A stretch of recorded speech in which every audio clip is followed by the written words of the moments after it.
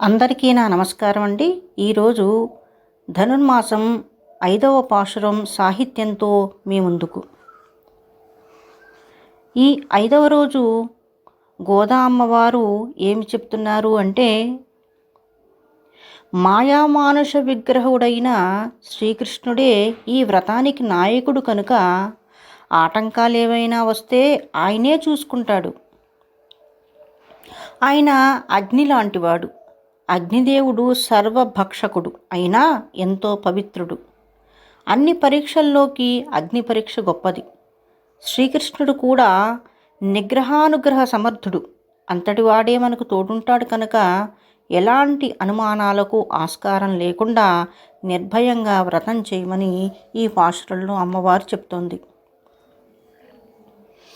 மாயனை மண்ணு வடமதுரை மைந்தனை தூய பெருநீர் யமுனை துறைவனை ஆயர் குலத்தினில் தோன்றும் மணிவிளக்கை தாய் குழல் விளக்கம் செய்த தாமோதரனை தூயோமாய் வந்து நாம் தூமலரல் தூவித் தொழுது வாயினால் பாடி மனத்தினால் சிந்திக்க போய விளையும் புகுதருவான் நின்றனவும் தீயனில் தூஷாகும் செப்பேலோர் எம்பாவாய் ஆண்டாள் திவ்ய திருவள்களே சரணம்.